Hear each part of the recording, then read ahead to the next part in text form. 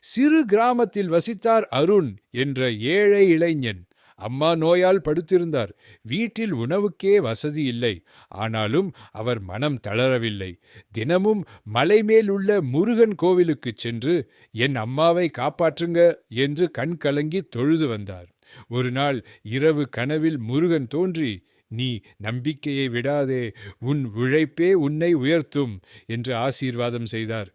மறுநாள் காலை கிராமத்திலே வெள்ளம் வந்ததில் சேதாகிய வயல்களை சரி செய்ய வேலைக்காரர் தேவைப்பட்டது.